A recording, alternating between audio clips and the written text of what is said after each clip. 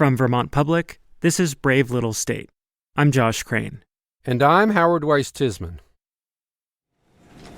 Jeannie, do you know how much these bags are? $1.39. $1.39. It's a busy Saturday afternoon at Marty's first stop in Danville. There are 3 employees working the cash registers and a steady line of customers moving through the checkout with bags of groceries. Who's next? Over in the corner at the deli counter, they're slinging cups of soup. Their corn chowder is a favorite with the snowmobile crowd. It's the kind of winter day Vermonters are becoming increasingly more familiar with, kind of warm and misty. And it's a little quiet in the deli. Not at all like the old days. In the 80s, when this whole place would be just packed with snow machines, so we did need to prepare extra food. Meet Martin Beatty. He opened Marty's first stop 35 years ago, here in the Northeast Kingdom along Route 2. I saw a need for a store. It was going to be a small store that I was going to develop and run it for 5 years and sell it. And February 19th, we'll be starting our 35th year of business, so I was wrong about that part. The store has grown over time from a small convenience store into a full-service grocery store, which is now an important source of provisions for this corner of the kingdom. It's also a popular spot for snowmobilers. Marty's is right along an extensive trail system maintained by the Vermont Association of Snow Travelers, also known as VAST. The trails connect forests and open fields from one end of the state to the other. And there's an access trail that starts right at the end of the store's parking lot. Marty's keeps the area plowed out so riders can park their trailers for the day. And also from here you can head north and work your way all the way up to Island Pond, to Newport, to different areas. So we were just kind of central and ended up being as one of the, we'll meet at Marty's and go from there. And it all evolved together. So, they need fuel, they need food, and go out and enjoy Vermont. Marty's has it all. Gas, hot soup, a place to park, even covered picnic tables for the snowmobilers to sit down and enjoy their hot food. But what Marty can't control is the weather.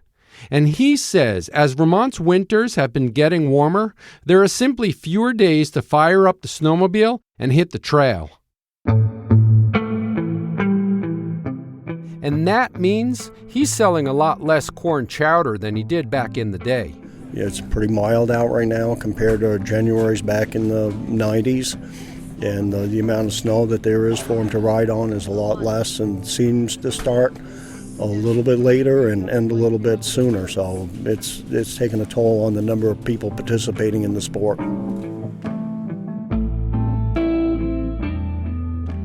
Marty's first stop is open all year, and it's never been only about the snowmobile business.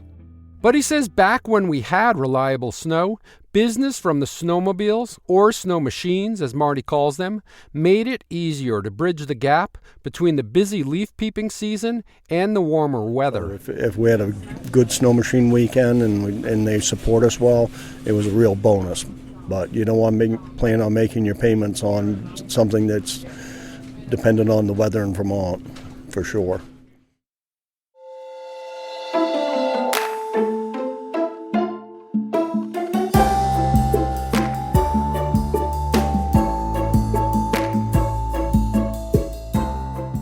Welcome to Brave Little State, Vermont Public's listener-powered journalism show.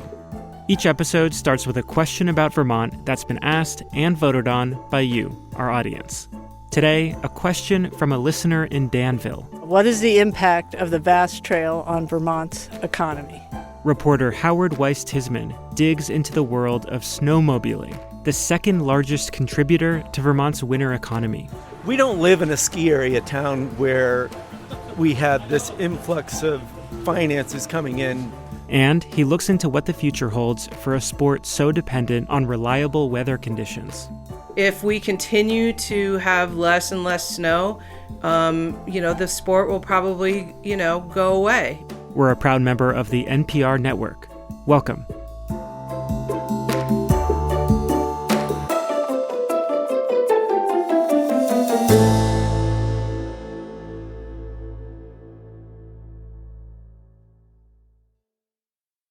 thanks to VITA for their support of Brave Little State.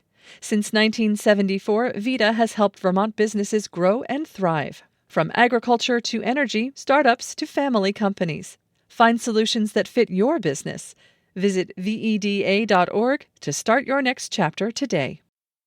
And Sunset Lake CBD, a farmer-owned business crafting CBD products right here in Vermont. Learn more about their sustainable farming practices, delivery options, and how to support local farmers at sunsetlakecbd.com. Are we going to be going through snow? I have boots. Should I put my boots on? It's pretty flat. It'll be Flat, like the yeah? road, yeah. Okay. Yeah. Okay. Today's winning question asker is Barb Huibregtse. She's relatively new to Vermont, but her interest in snowmobiling goes back more than a decade. So I used to come up here from Massachusetts when my kids were growing up, and we'd ski at Sugar Bush or whatever, but you'd see all these trailers, and I thought... Snowmobile trailers with Connecticut and Massachusetts plates.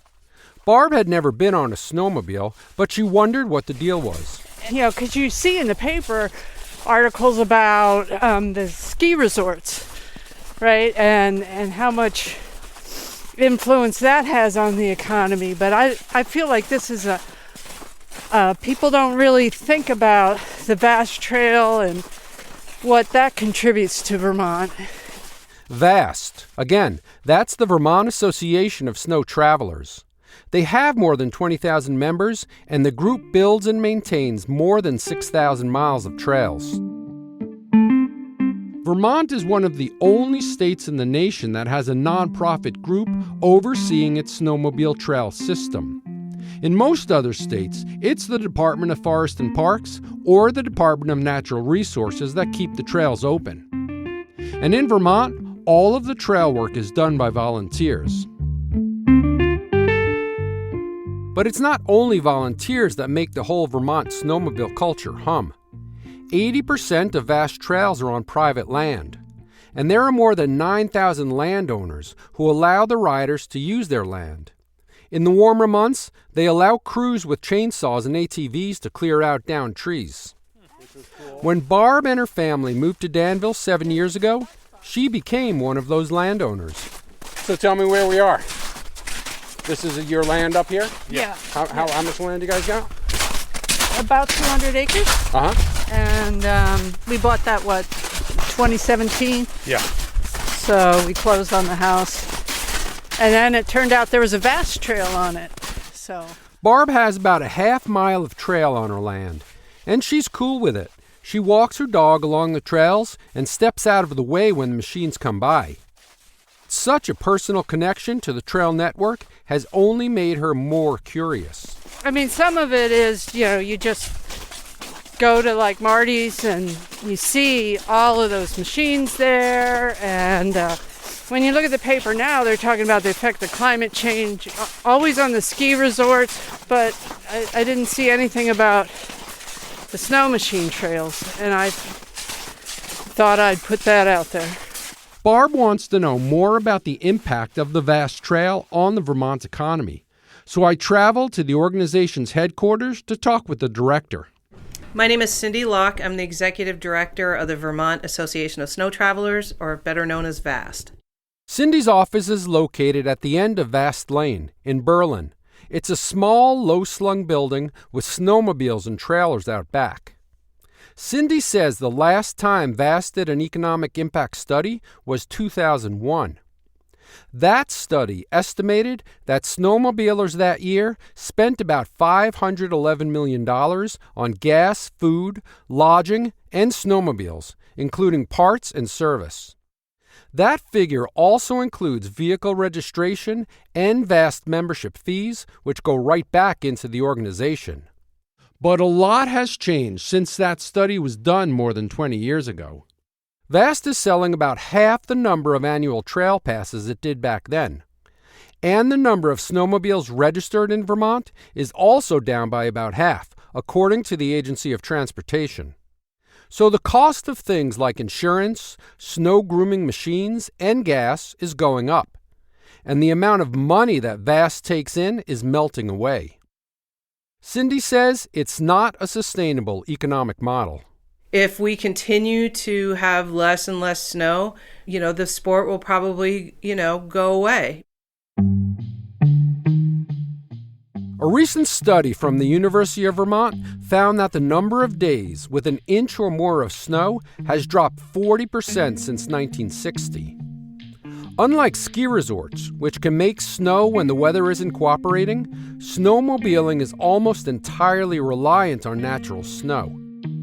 No snow means Marty sells less corn chowder in Danville.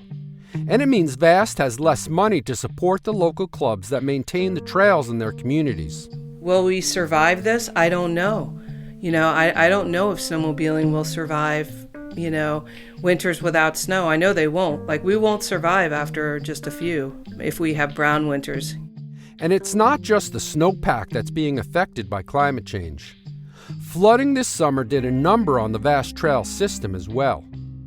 There are still 4 major bridges out, which Cindy says will cost an estimated $4 million to fix. She says at this point it isn't at all clear how they're going to cover the costs.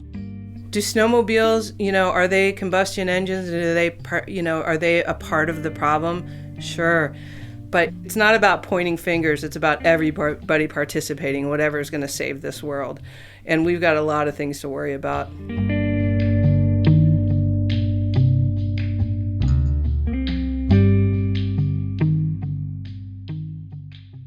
But if you were charting all of this economic data on a spreadsheet, there is an X factor that doesn't show up in the organization's annual budget. The volunteer labor that keeps the trail system open year in and year out. It will not run without the volunteers. No. Will not run. That's Gary Lamberton, Groton, Vermont, trail master for the Buckaroos of 302. The Buckaroos of 302 is just one of the 120 snowmobile clubs that take care of the trails from the Massachusetts state line all the way up to the Canadian border. Along with the Buckaroos, you've got the Lunenburg Polar Bears, the Frigid Frost Fighters, the Pittsford Snowmads, and the Snowbees of Barrie. Gary says the Buckaroos of 302 have about 50 folks in Groton, Peachman, Cabot who come out in the fall to get their 60 miles of trails ready for the season. And then we go out October 1st, and we go out every weekend, one day of the weekend, with a crew of 10 to 20 people. And it's all handwork with chainsaws and brush cutters and people hauling brush out in the woods, occasionally redecking a bridge or putting a new bridge in. During the snow season, from December to April, the Buckaroos operate a groomer day and night to keep trails rideable and clear. Riders come from all over, and some end up sticking around to volunteer. We're from Wallingford, Connecticut, and we've been coming here since 1983. Bruce Cwirka is another one of the Buckaroos. And every year we come here to ride, and this is our first weekend ride of the year that we've had so far this year.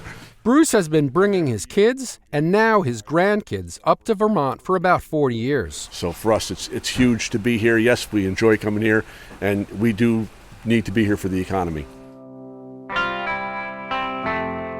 One part of the snowmobile economy that's taken a hit is the touring sector.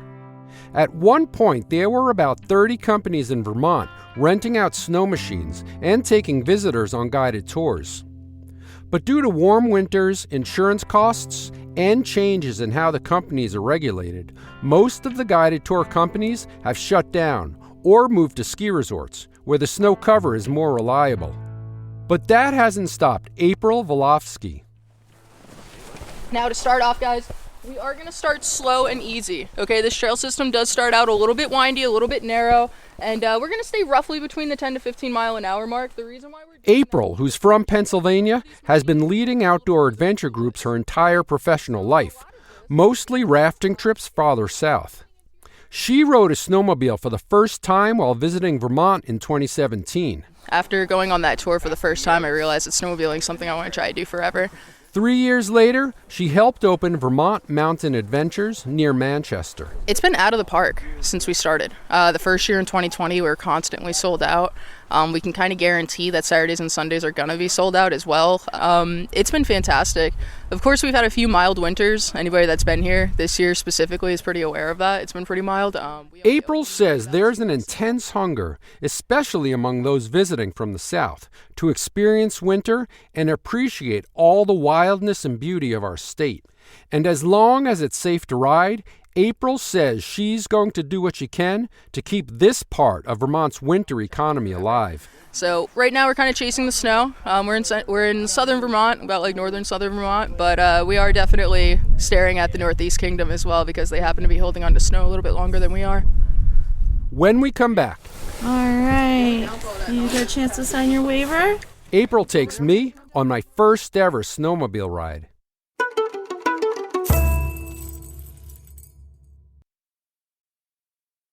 Welcome back to Brave Little State. I'm Howard Weiss Tisman. So this is the part of this episode where I admit that I had never driven a snowmobile before working on this story. Guys, real quick show of hands, how many of you have never done this before? Everybody, huh? Yeah. It's our first time too. All right, it's okay. Right. We'll figure this out together. No, guys. All right. So that is until I visit April Volosky at Vermont Mountain Adventures. All right, Howard, you're going to be right here. Okay. So when you're using this, you got to make sure this is in the up position. When you go to use this key, it's just a quick flick to the right. You ready? Yeah. Now, the next thing you need to know. April started her business specifically to explore the Vermont backcountry. For a few hours, we cruised through the Green Mountain National Forest, past iced-over trees and wild lands. Even in this snow-starved winter, the trails are in pretty good shape at this high elevation. I'm having a blast. And so is Edwin Romero from Elizabeth, New Jersey, who's on the tour with me, also riding for the first time. Yeah. And tell me, you're going to bring your kids back? Absolutely. Edwin is exactly the kind of guy our question asker Barb is wondering about. He came up from Jersey with two friends, rented an Airbnb, ate at some restaurants, and did some shopping. And if winter holds on, Edwin tells me that he wants to come back with the rest of his family. How many kids you got? Two girls. Uh-huh. Nice experience, highly recommended, like a lot of fun. Have they ever been on motorcycles, never, jet skis, or never. anything like that? Either as me, like first time. Is that right? Yep. So tell me a little more. What do you love about it? Why do you want to bring them back? I made the experience, the views, everything. It's like something different, something like we have like being like seeing in Jersey like for a long time. So it's a nice experience. Nice, very nice.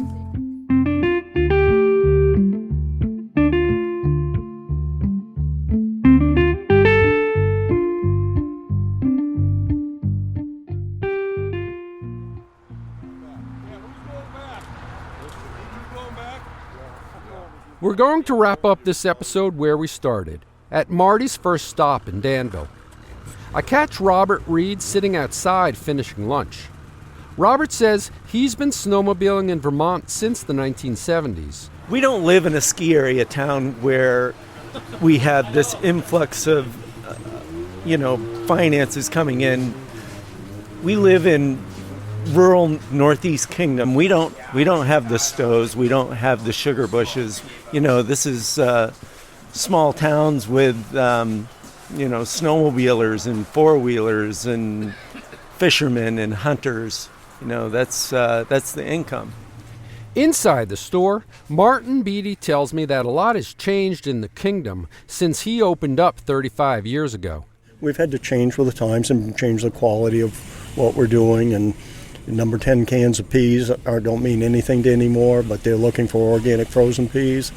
So you have to change with the time, and this is part of the change we're making now, is what my mother wanted was 50-pound bags of flour and sugar because she did all her home baking and everything that, and what I cooked was a lot of big block hams and turkeys, and now it's a new generation where they're making tacos and and different things, so it's good. Things change. Marty's 70 now, and he's ready to retire. His daughter-in-law, Lindsay, is taking over the store. She lives in Marty's old house with her husband and kids, the 7th generation of Beatties to live on the same farm, right up the hill from the store. Danville is extremely important to me. I mean, I grew up here, went to school here. It's a very tight, close-knit community, and Marty has been a big supporter of the town Lindsay's got big plans. She's hoping to start a major expansion next year to make the store bigger and bring in more local fresh produce and local meat. But she says there will always be hot corn chowder waiting for the snowmobilers as long as they show up. We love having the snowmobilers here in the winter. We make sure that the parking lot's clear so that there's room for trailers. We always have hot soups and other lunch specials for the snowmobilers to come in and grab and go and get warm. And so it is important to our business to have the snowmobilers here, and we like to accommodate as much as we can for them.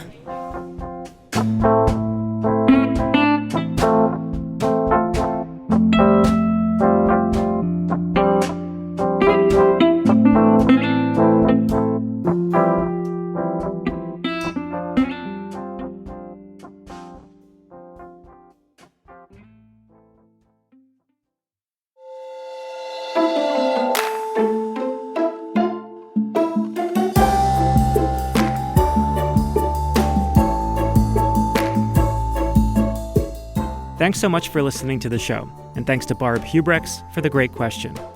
To see photos from Howard's reporting, visit bravelittlestate.org or click the link in our show notes. While you're there, sign up for our free newsletter and ask a question about Vermont, our region, or its people that you want us to explore in a future episode. We're also on Instagram and Reddit at BraveStateVT. This episode was reported by Howard Weiss-Tisman and produced by Sabine Pooks. Editing and additional production from the rest of the Brave Little State team, that's Burgess Brown and me, Josh Crane. Angela Evansy is Brave Little State's executive producer.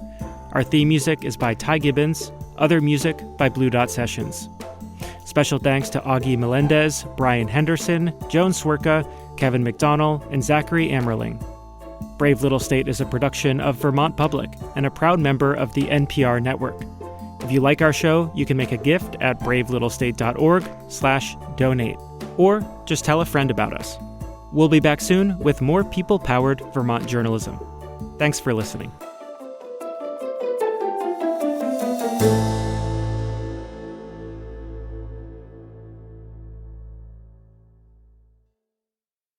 At a time when information continues to come at us faster and faster, sometimes you need to hit pause and rewind. NPR's Throughline takes you back in time to the source of the news stories filling your feed. Find NPR's Throughline wherever you get your podcasts.